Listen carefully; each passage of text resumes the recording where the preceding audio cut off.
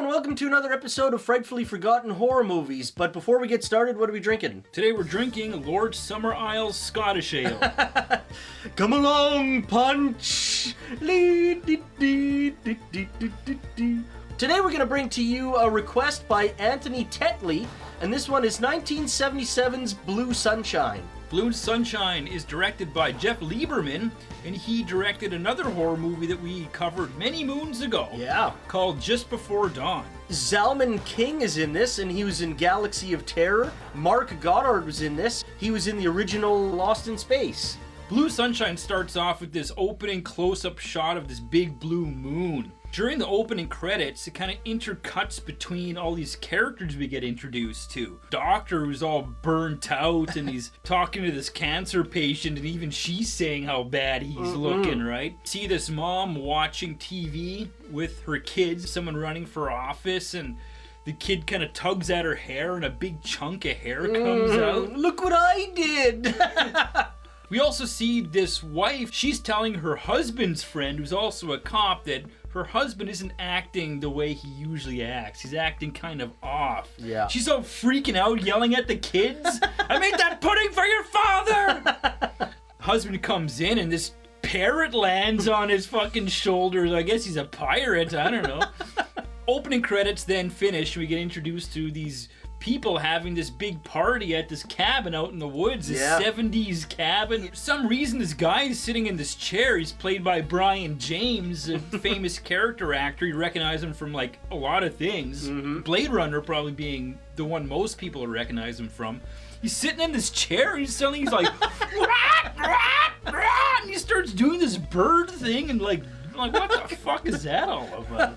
He doesn't even seem that drunk either. Yeah, nobody is batting an eye. They're like, oh, okay. This one character named Franny gets up and starts doing this singing routine.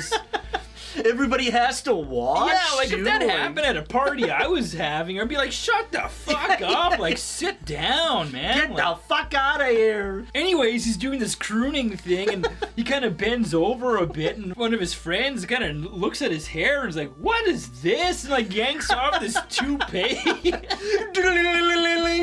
Crazy look in his eyes, and he runs out of the cabin. What the hell happened to his hair? I've been thinking the same thing for more than 20 years. So they're like, we gotta go look for him. What the hell's going on? So a bunch of the guys get in the car to go look for him, and some of the girls stay behind. But this bald maniac comes back to the cabin and goes on like a killing spree. He grabs one of the women and like throws her into the fireplace, and she starts on fire, and he punches it up. Yeah, he just punches her right out. Our main character here, Jerry, comes back to the house and sees the aftermath. Franny's like hiding behind these curtains and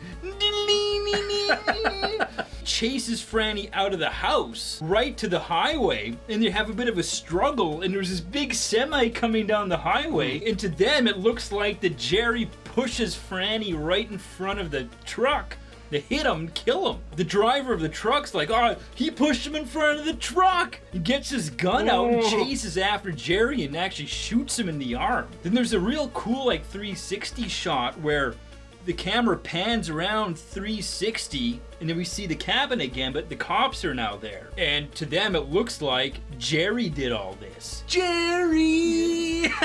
Jerry! Jerry! But he's fled the scene, right? So he looks even more guilty. Flee! Flee!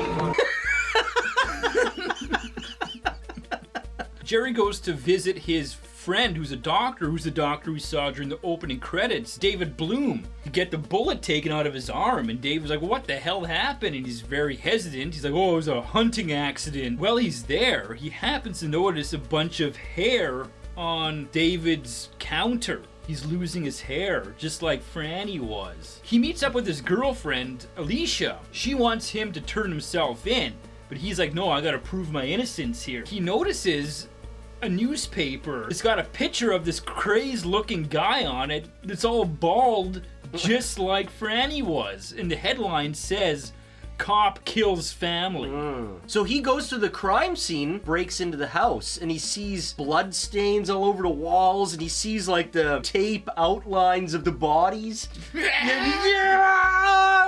He goes nuts in the house. He hears noises in the closet, and he opens the door, and a parrot flies out, and blue sunshine, blue sunshine. He looks over and he notices a diploma on the wall from Stanford University, and that's where his doctor friend David Bloom graduated from. And Franny. He then drives his Bronco over to Franny's photo studio, and he notices this sick picture on the wall, this psychedelic picture. This guy named Ed Fleming. Below the picture it says Blue Sunshine. It just so happens that this Ed Fleming is running to be a senator. He learns from Ed Fleming that they all went to Stanford University together. While he's talking to Ed, there's this guy by the name of Wayne Mulligan that actually starts hitting up on his girlfriend there. There's this truck that drives by too, and he's all holding his hair from the wind. Goddamn trucks! Super too big. Like those old men. Yeah.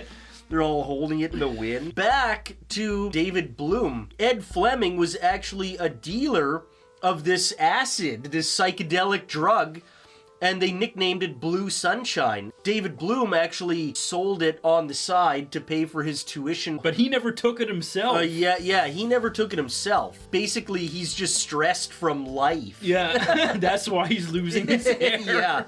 Jerry! He ends up going to Ed Fleming's ex-wife's apartment, trying to find out who he was dealing the drugs to. She doesn't want to have anything to do with Jerry. Jerry! I'm gonna come with you. I'll go with you. Celebrate! I'm coming with you. So she ends up just pushing him out of the apartment, basically, and she starts fucking pounding back and crunching down all his aspirin and everything, and starts foaming at the mouth, and we see her hair all come off. Takes off that wig, yeah. The kids are driving her fucking nuts. We want Dr. Pepper! And so she ends up taking a butcher knife out and starts chasing the kids around the apartment. At first they think it's a game. Yeah. And then they're like, ah! Jerry, meanwhile, hearing screams, and he runs to the apartment, breaks in, starts tackling this woman, and he ends up throwing her out the window off the balcony. Is Super a man? Yeah! Sets up a meeting with David Bloom again, and he wants tranquilizers. Goes to like this gun shop, dart gun, this thing that folds up. This pump handle thing. Yeah. And he gets like a crash course on how to use it, right? The guy's all teaching him? Yeah. Like, yeah, sure. His girlfriend meets Wayne Mulligan at the discotheque, and they're having some drinks, and he's not doing good. Music's too loud in here. Yeah. He goes to the bathroom, hair comes off his wig, and he starts going all nuts like some Frankenstein guy in the discotheque. Starts throwing people around and picking them up like a pro wrestler. Throwing them. That's where we're going to end the story.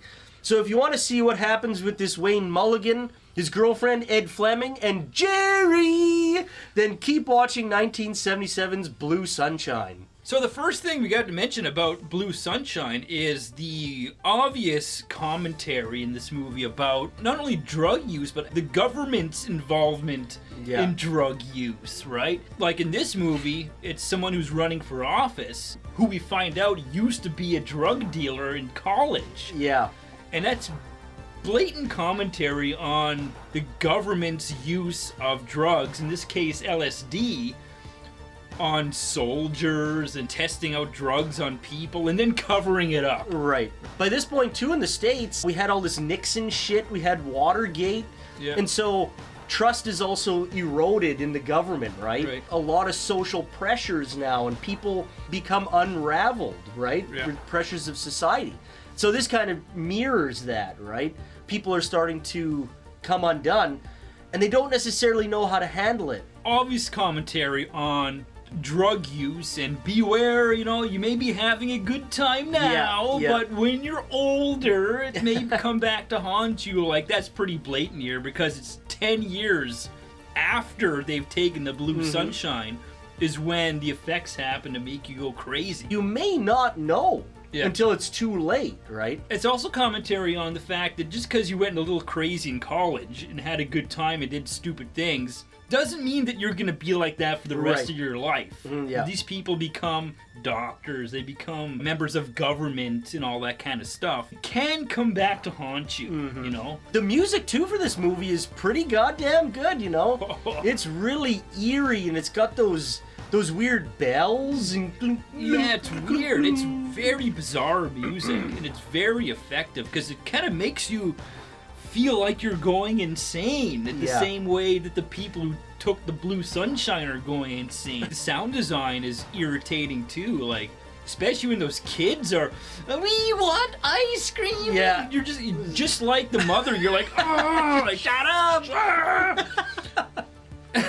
Yeah, you're gonna strangle those damn kids. The characters in this movie are fantastic, and not just the characters, but also the way that they play out and the way they're introduced, and they're all weaved together, they're all associated somehow, but at first you don't know. The opening credits, you meet all these people who look like that they're completely standalone. You don't know how they connect, but throughout the movie you find out the thread between them all. There's also an investigation side to the movie, right, which helps it to be intriguing and keep your attention because you want to see what Jerry uncovers. You want to see what this blue sunshine is all about because you don't really know in the probably first half of the movie. No, you got no clue. You have no clue it's drug related at all. The movie does a very good job of throwing you curveballs and throwing you red herrings. Like the opening sequence is that big blue moon. And the movie's called Blue Sunshine. Yeah. So you're like, it's got to have something to do with the moon. Like the moon's giving off these vibes, rays or something that makes people go nuts. But no, it's nothing to do with that at all.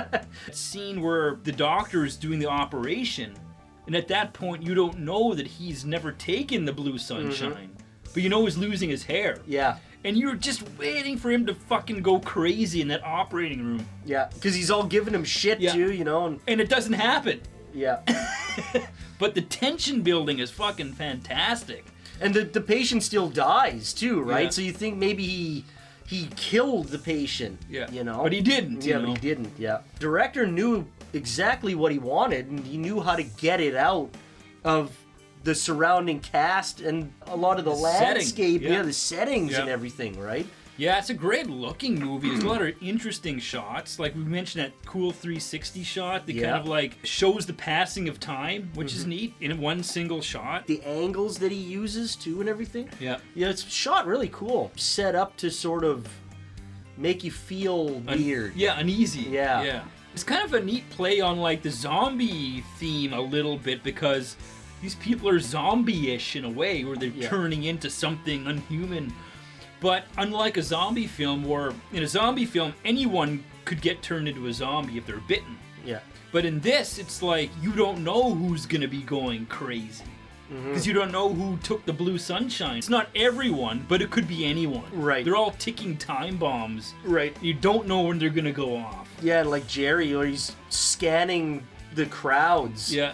He's looking for like weird looking people. Bald people. Yeah, and people with weird hairlines and shit, He's all paranoid of the bald people.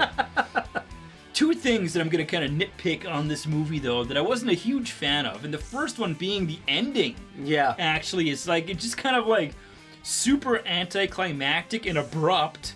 And then it's got that fucking cop-out ending where it just shows a write-up of what happened after. It's like...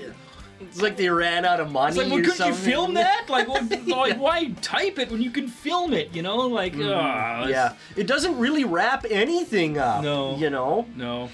The other thing I didn't like about this movie is like the portrayal of bald people. As a bald person, I found it kind of offensive that all these bald people are maniacs and stuff like that. Like, come on, I would never throw someone into the fire.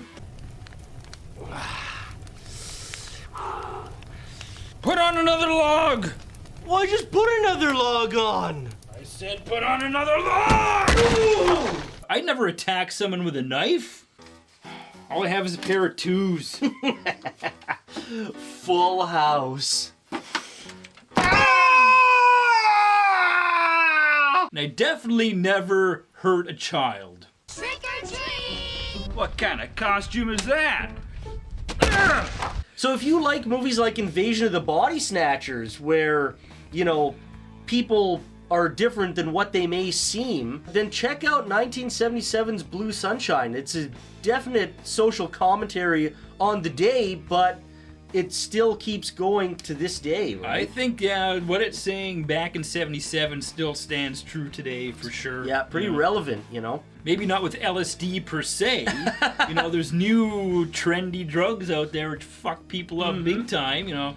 But there's also the social pressures and all that are even worse today than they were back then, it seems. Yeah. And corrupt politicians and all that kind of shit. That's right. Yeah. So check out 1977's Blue Sunshine. Until next time, keep drinking.